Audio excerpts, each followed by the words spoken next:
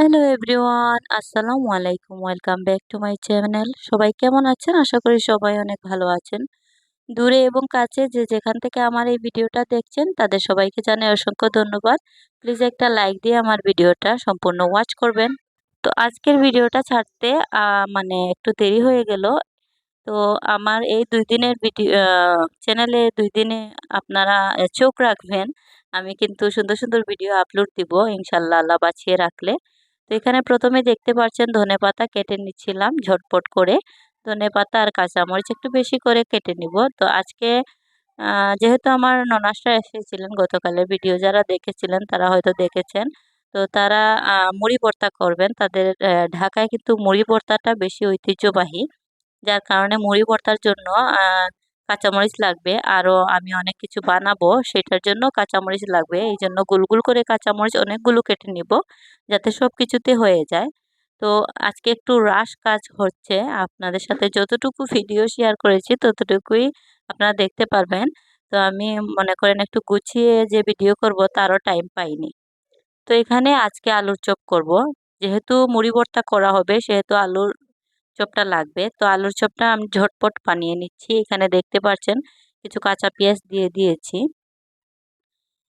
এখন আমি দিয়ে দিব ধনেপাতা আর কাঁচামরিচ। একটু বেশি করে দিলাম ধনেপাতা আর কাঁচামরিচ যাতে আলুর চপটা মানে খেতে ভালো লাগে। আর এখানে কিন্তু মসলা বলতে আমি গুঁড়ো মরিচ ইউজ করব। তো আজকে কিন্তু অন্যরকম ভাবে আলুর চপটা বানাচ্ছি। আর এখানে কিছু পাঁচফোড়ন দিয়েছি আর স্বাদ মতো লবণ দিয়ে দিব। তো এই হচ্ছে আমার সব উপকরণ। তো স্বাদমতো লবণ দেওয়ার পর আমি কিন্তু ভালো করে এটাকে হাত দিয়ে মেখে নিব। আর আলুগুলো কিন্তু সিদ্ধ দিয়েছি মানে 80% একদম সিদ্ধ দেইনি। একদম সিদ্ধ দিলে কিন্তু আলুর চপগুলো কিন্তু নরম হয়ে যাবে আর ভাজার সময় কিন্তু মানে ভেঙে যাবে। তো এখন চলে আসলাম হাতে তেল মেখে আলুর চপগুলো বানানোর জন্য। আজকে আমি বেসনের ডোয়ের মধ্যে মানে আলুর চপগুলো বানাবো। প্রতিদিন আপনাদের দেখাই যে ব্রেড ক্রাম্ব দিয়ে কিভাবে আলুর চপ বানাই। আর আজকে আমি আপনাদের সাথে শেয়ার করব কিভাবে বেসনের ডো দিয়ে আলুর চপ বানাই। তো চেষ্টা করতে চেয়েছিলাম যে আপনাদের সাথে ফুল রেসিপিটা শেয়ার করব। বাট ওই যে বললাম একটু তাড়াহুড়ো লেগে গিয়েছিল। হাতে ছিল প্রায় ৪০ মিনিট না ৪৫ মিনিটের মতো। ওই টাইমিং এর মধ্যে যা করার করেছি। একটু লেট হয়ে গিয়েছিল। আলুটা কিন্তু সিদ্ধ দিয়ে দিয়েছিলাম আগে। যার কারণে মনে করেন যে হয়ে গিয়েছিল। না হলে দেখা যেত আলু সেদ্ধ হওয়ার পর করলে লেট হয়ে যেত। আমার হাতে কিন্তু ৪৫ মিনিট সময় ছিল ওই টাইমিং এর মধ্যে। আমার যা ভাজা-পোড়ার আইটেম আছে ওগুলা করে নিব। আর আগের দিনের কিছু পোলাও আছে ওইগুলা গরম করে নিব। আর যেহেতু মুড়ি ভর্তা খাওয়া হবে সেইজন্য আর কিছু বানাইনি। তো এখানে গোল, গোল শেপ করে আমি এগুলাকে ফ্রিজে করে রেখে দিয়েছি আলুর চপগুলা। আর এখানে একটা লাচ্ছি বানানো হবে। তো লাচ্ছিটার জন্য লিকুইড দুধ ঢেলে দেওয়া হয়েছে। এখন দিচ্ছি গুঁড়া দুধ। তো গুঁড়া দুধ আর দই দিয়ে আর লিকুইড দুধ দিয়ে আজকে লাচ্ছি বানানো হবে। খুবই সিম্পল ভাবে। তো এটা আইডিয়া দিয়েছে আমার ননাসের মেয়ে। তো ও বলছিল মামি লাচ্ছি বানাই। আমি বললাম তাহলে দই যেহেতু আছে বানিয়ে ফেলো। তো এখানে আমি চিনি এড করছি। এখানে লিকুইড দুধ, গুঁড়া দুধ, দই আর চিনি এড করেছি আর কিছুই নাই। তো এখানে মিক্সিং ব্লেন্ডারে ব্লেন্ড করে নিচ্ছি ভালো করে ফ্লাফি করব। আর ইফতারের একটু আগ টাইমে ৫ মিনিট আগে আবার ব্লেন্ড করে নিব যাতে একটু ফ্লাফি থাকে। লাচ্ছিতে মানে ফ্লাফি না হলে কিন্তু দেখতেও ভালো লাগে না, খেতেও ভালো লাগে না। আর এখানে আমি ঝটপট বসিয়ে দিয়েছি পেঁয়াজু। একদিকে পেঁয়াজু বসিয়েছি, অন্যদিকে আলুর চপ বানাবো। মানে তাড়াহুড়া ১৫ মিনিটের মতো রয়েছিল তখন। সত্যি বলতে মনে হয় মেবি ১৫-২০ মিনিটই রয়ে গিয়েছিল। তো ওই টাইমিং এর ভিতরে আমি পেঁয়াজু আর আলুর চপগুলো ভাজতে দিয়েছি। চিন্তা করছিলাম মানে হবে কিনা। আর এখানে আমি এই যে বেসনের ডোটা বানিয়েছি, বেসনের ডোটা আমি কিভাবে বানাই আপনারা আমার আগের ভিডিওতে দেখে নিবেন। আমি আর আজকে আর রেসিপি শেয়ার করিনি। আর এখানে গুল, গুল করে আমি আলুর চপগুলো ইয়ের মধ্যে দিয়ে দিয়েছি, ফ্রাই প্যানে দিয়ে দিচ্ছি। তো একটা, একটা করে ভাজা পোড়ার কাজ শেষ করব। আর বেগুনিও কিছু করতে হবে। আর বেগুনগুলো কিন্তু আমি কেটে রেখেছি, ওইগুলোও ভাজতে হবে। মানে এই টাইমিং এর ভিতরে কিভাবে আমি সবকিছু করব সেটাই ভাবছিলাম। আর ঝটপট করে সবকিছু ফ্রাই করছিলাম। তো আপনারা হয়তো আমার ভিডিও দেখেই বুঝতে পারছেন কতটা তাড়াহুড়ো করে করছিলাম। তো এখানে কিন্তু আমি স্পিড দিয়েছি, তাই আরেকটু তাড়াহুড়া বোঝা যাচ্ছে। তো কাজের শেষ নেই। আর আজকের ভিডিওটা কিন্তু খুবই ইন্টারেস্টেড। আপনারা কোথাও যাবেন না, সবাই ভিডিওটার সাথেই থাকবেন, দেখতে পারবেন অনেক কিছু আজকের ভিডিওতে। আর বেগুনিগুলো দেখুন সরি, আলুর চপগুলো দেখুন কতটা সুন্দর হয়েছে। আপনারা হয়তো দেখেই বুঝে ফেলেছেন, এখানে কিন্তু ফুলকো ফুলকো হয়েছে। আজকে কিন্তু আমি আলুর চপের যে বেগুনির পেস্ট যেটা বানাই ওইটাতে কিন্তু বেকিং পাউডার দেইনি। তারপরে অনেক ফুলকো ফুলকো হয়েছিল। আর খেতেও কিন্তু অনেক অনেক মজা হয়েছিল। বেডগাম দিয়ে বেগুনি বানালে একরকম স্বাদ, আর এইভাবে বানালে কিন্তু একরকম স্বাদ, খেতে ভালোই লাগে। এটা কিন্তু ব্রেডগামের থেকে আরো বেশি ক্রিস্পি হয়।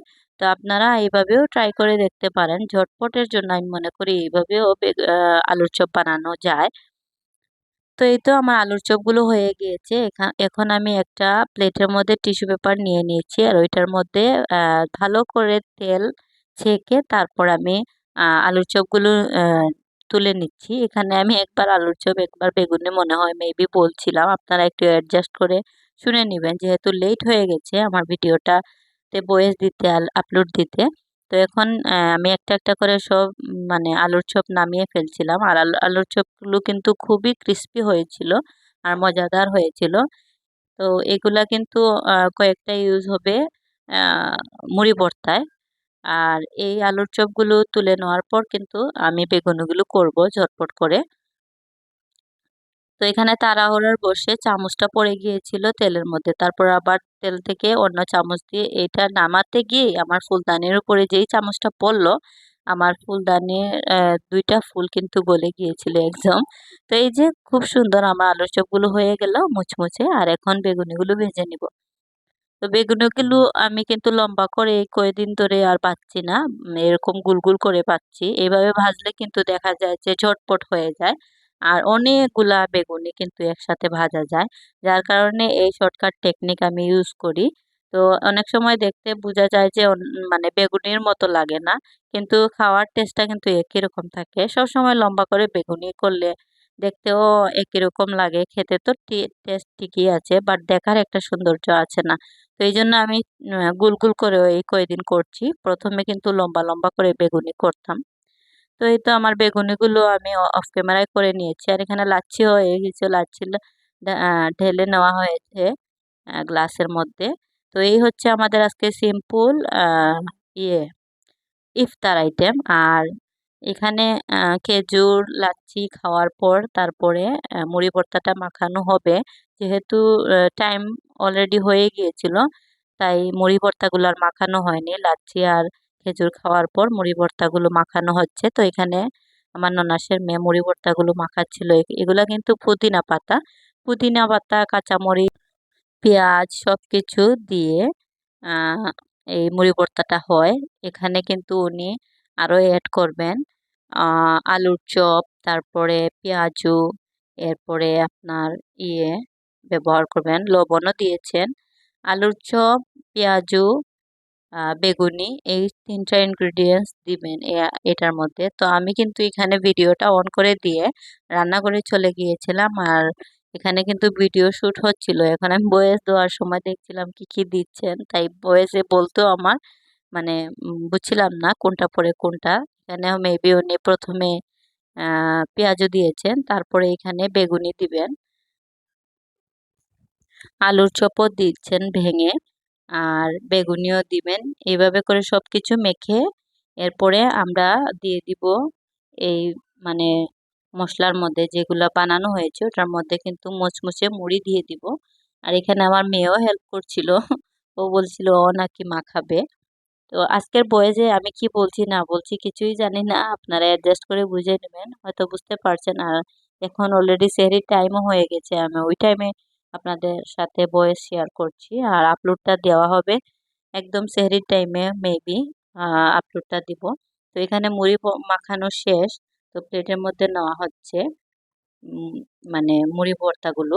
আর মুড়ি ভর্তাটা কিন্তু অনেক অনেক মজা হয়েছিল। আর এখানে একটা শরবত বানানো হয়েছিল ইয়ে দিয়ে, ইসুপগুলের ভুসি আর লেবু দিয়ে একটা শরবত বানানো হয়েছিল অফ ক্যামেরায়, ওইটা আর আমি মানে ভিডিও করিনি, তাই এখন করছি। এগুলা রয়ে গিয়েছিল খাওয়ার পর, তো আপনাদের সাথে শেয়ার করলাম।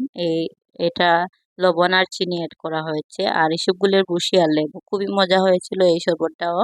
আর এখানে দেখুন যারা খাচ্ছিল, ওর বুবু খাচ্ছিল, মানে ফুপুকে ও বুবু ডাকে, তারা খাচ্ছিলেন। আর এই তো আমার খাবার, আলুর চপ, তারপর বেগুনি, পেঁয়াজু, এরপর আপনার মালটা, আপেল, সবকিছু নিয়ে মুড়ি ভর্তা, ছোলা ভুনা, সবকিছু নিয়ে বসে পড়েছি। এর আগে কিন্তু পোলাও ছিল প্লেটের মধ্যে, তো ওগুলা খাচ্ছিলাম। আর লাচ্ছিটা কিন্তু খুব খুব মজা হয়েছিল, কি আর বলবো। আর আমি কিন্তু লাচ্ছি খাই না, আপনারা আবার কেউ গালি দিবেন না, কারণ লাচ্ছিতে কিন্তু দই ইউজ করা হয়েছে, আর আমি দই কিন্তু মানে ভালো লাগে না। আর এখানে চা বানিয়ে সবাইকে চা দিয়েছি। তো ওই দিন আবার আমাদের বাসায় গেস্টও এসেছিলেন, ইফতার করেছেন। আমার শাশুড়ির ভাইপো এসেছিলেন ইফতার দেওয়ার জন্য আমার। তো এখানে বড়ই নিয়ে এসেছিলেন আসার সময়। আর সন্ধ্যা পরে আবার মেহমান এসেছিলেন, আমার যা এসেছিলেন, তো ওনাকে ঠান্ডা দিচ্ছিলাম, আমরাও ঠান্ডা খাচ্ছিলাম। কুক নিয়ে এসেছিলেন, তো ওইগুলা দিয়ে তারপর চলে আসলাম রান্না করতে। তো এখানে আজকে কচুরলতি আম্মা কেটে রেখেছিলেন দিনের বেলা, তো ওইগুলা আমি সেহরির জন্য ঝটপট রান্না করছিলাম। রান্না করে কিন্তু আমরা আবারও আজকে শপিং এ যাব। তো আজকে শপিং এ যাওয়ার একমাত্র উদ্দেশ্য হচ্ছে আমি আমার হাজবেন্ডের জন্য গিফট কিনবো, ঈদের গিফট। তো প্রতিবার ওনাকে দেখা যায় টাকা দেই, তো উনি এবার টাকা নিতে চাচ্ছেন না, বলছেন তোমার কাছে রেখে দাও, রেখে দাও। তাই ভাবলাম যেহেতু বেচারা টাকা নিবেনই না, তো ওনাকে তো গিফট দিতেই হবে আমার ঈদের সময়। তাই যেহেতু সুযোগ হয়েছে যাওয়ার আরেকবার, আমার ননাস এসেছেন, ওনার জন্য ঈদের কাপড় কিনে দেওয়া হবে একটা, তো ওই জন্য যাওয়া আর কি। আর ওই উসিলায় আমার হাজবেন্ডের জন্য গিফটটা কিনা হয়ে যাবে, তো ওই জন্য যাচ্ছিলাম। তো এর আগের ভিডিওতে দেখেছিলেন আপনারা আমার দুই ননাসের জন্য কাপড় কিনেছিলাম, আর দুই ননাস কিন্তু ঢাকায় থাকেন, তাদেরকে টাকা দিয়ে দিয়েছিলেন কাপড় কেনার জন্য, কিন্তু আপা আবার কাপড় কিনেননি। সেই জন্য এখন সিলেট থেকে কিনবেন, এই জন্য আর কি যাওয়া মার্কেটে। আরো কিছু কিছু জিনিসপত্র কিনবো, সেগুলো আপনাদের সাথে শেয়ার করব। তো আজকের ভিডিওতে শেয়ার করতে পারবো না মনে হয়, কিন্তু নেক্সট ভিডিওতে অবশ্যই আপনাদের সাথে শেয়ার করব। তো এখানে আমি কিন্তু রান্না করেছিলাম, আপনারা দেখতে পেরেছেন কচুরলতি। তো সাথে আমি কিন্তু ডাল রান্না করছি, আর একটা মাছ ভুনা রান্না করব, বোয়াল মাছ। আর ডাল কিন্তু আমি একদম সব মশলা দিয়ে একসাথে বসিয়ে দিয়েছি, এই ডালটা কিন্তু খুবই মজা হয়।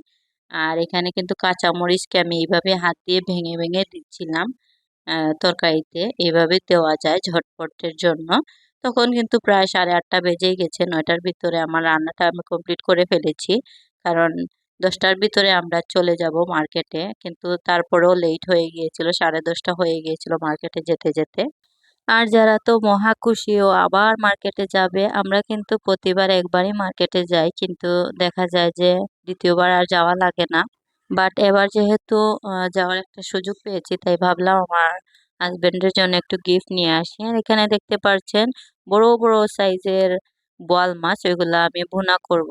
আর এই সব রান্না বান্না কমপ্লিট করে হাত মুখ ধুয়ে কাপড় চেঞ্জ করে যারাকে রেডি করিয়ে তারপর কিন্তু যাব মার্কেটে।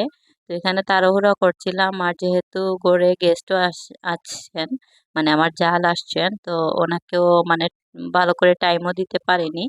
তো ভাবির জন্য একটা ড্রেস রাখা ছিল, আহ, মানে উনি তো দোকানে যাননি, আমাদের দোকানে যাননি, যার কারণে আর ড্রেস নিয়ে আসতে পারেননি। তো ভাবলাম যে দোকানে যেতে পারেননি, ওনার সাথে বাচ্চা দুইটা। তো আমার নতুন একটা ড্রেস ছিল দোকানেরই, ওই সেম ড্রেস আমি পরে নিয়ে আসবো আজকে গেলে। আর ভাবিকে ওইটা দিয়ে দিয়েছি। গত ভিডিওতে যারা দেখেছেন ওইটা হয়তো দেখতে পেরেছেন। আর ভাবি দোকানে যাননি বলে আমার মেজো যা যদি দোকানে যেতেন, তাহলে ওখান থেকে কিন্তু আমার হাজবেন্ড দিয়ে দিতেন একটা ড্রেস ভাবির জন্য। তো বড় ভাবি আবার গিয়েছিলেন। তো আর মেজো ভাবি কিন্তু যাননি। আর বড় ভাবির তরফ থেকে কিন্তু বড় ভাইয়াদের তরফ থেকে কিন্তু আমাদেরকে মানে ঈদের জন্য টাকা দেওয়া হয়েছে। আর মানে আমরা কাপড় কিনবো করে, আবার মেজো ভাবিও বলছিলেন ওনার তরফ থেকে কাপড় মানে আমাদেরকে দিবেন, তো আমি না করছিলাম। তো এখানে দেখেন আমার মেয়ে ওর ছোট্ট ভাইকে মানে আমার মেজো বাসুরের ছোট ছেলে, তো ওকে নিয়ে কোলে নিয়ে বসে থাকবে। তো মুরব্বি বোন ছোট ভাইকে করে নিয়ে বসেছে। ও কি খুশি! ১ম এ কান্না করে আবার হাসে। তো ছোট বাচ্চাদের এইসব খুনসুটি দেখতে ভালোই লাগে। তাই ভাবলাম একটু ভিডিও ক্যাপচার করে রাখি যাতে YouTube এ থাকে। আর এখানে আমি আচার দিয়েছিলাম ঠিকই, বাট আচারের ভিডিও আপনাদের সাথে শেয়ার করিনি। তো ওই ভিডিওটা কিন্তু আমি চেষ্টা করব কালকের ভিতরে আমি ভিডিওটা আপলোড দেওয়ার। তো এখানে আচারগুলো কিন্তু হয়ে গেছে, কিন্তু ভিডিওটা এখনো আপলোড দেইনি। তো আচারের ভিডিওটা আপনারা পেয়ে যাবেন আমার চ্যানেলে। আমি আপলোড দিব। এখন আচারগুলা আমার দেওয়া শেষ। আর ঠান্ডাও হয়ে গিয়েছিল। আমি জারগুলো ধুয়ে ভালো করে শুকিয়ে নিয়েছি। এখন এই জারের মধ্যে আচারগুলো রেখে দিব। তো ঈদ আসলে দেখা যায় যে গিফট দেওয়া নেওয়া এইটা কিন্তু ভালো লাগে, সুন্দর লাগে। আর মানে আমার তো ভালোই লাগে। যা কাউকে গিফট দিতে বা কারো কাছ থেকে গিফট পেতে আমার অনেক ভালো লাগে। তো এইখানে ঝটপট কাজ শেষ করছিলাম যাতে মার্কেটে যেতে পারি। আর তাড়াতাড়ি গেলে কিন্তু মার্কেটে অনেকটা সময় দেওয়া যাবে। আর এখন কিন্তু মার্কেটে কিন্তু অনেক ভিড়। যেহেতু আর ২-৩ দিন বাকি আছে সেহেতু ভিড় বেশি। আর এখানে আমি কিন্তু রেডি হয়ে গেছি। যারাকে বলছিলাম আসো তোমার ভিডিও করি, কিন্তু না, ও তো দৌড়াদৌড়ি করছিল, বলছিল তাড়াতাড়ি বের হও। তো এখানে কিন্তু আমাদের সিলেটের আর্কেডিয়াকে খুব সুন্দরভাবে ডেকোরেশন করা হয়েছে। তো এটা একটু ভিডিও করলাম আপনাদের সাথে। আর ওইদিন আপনাদের সাথে ভিডিও ভালো করে করতে পারিনি, যেহেতু আমরা মানে গিয়েছিলাম একদম দিনের বেলায়, তাই আর ভিডিও করিনি। আর রাতের বেলায় কিন্তু আর মনে করেন লেট হয়ে গিয়েছিল, আর ওই সময় আর অত বেশি ভিডিও করিনি। তো আজকে কিন্তু আপনাদের সাথে শেয়ার করছি যে সিলেটের যে ডেকোরেশন, রাস্তাঘাটের ডেকোরেশন ঈদের জন্য। তো সব কিন্তু খুবই সুন্দর ছিল। আর ভয় ভয় করে ভিডিও করতে, অনেক সময় দেখা যায় যে হাত থেকে মোবাইল কেড়ে নেয়। তো এখানে আমি বিছানা চাদর দেখছিলাম, একটা নিব আমার ভাসুরের জন্য আর একটা আমার বেডশিট লাগবে ওইটার জন্য। তো আমরা কিন্তু সিলেটের এখানে সিটি সেন্টারে এসেছি, তো আমার ননাসের জন্য কাপড় নেওয়ার জন্য। তো যে আপনারা যারা গত ভিডিওতে দেখেছেন আমি যে দোকান থেকে নেই, ওইখান থেকে উম, আহ, দেশ টেক্সটাইল, মেবি হ্যাঁ দেশ টেক্সটাইল দোকানের নামটা। এই দোকানের কাপড়গুলো কিন্তু অনেক ভালো। আপনারা যে কোনো ধরনের কাপড় কিন্তু তাদের দোকানে পেয়ে যাবেন। খুবই সুন্দর সুন্দর কোয়ালিটির কাপড় আছে তাদের কাছে, যেই ধরনের চান। 500 থেকে শুরু করে 1000 পর্যন্ত আপনারা কাপড় পেয়ে যাবেন।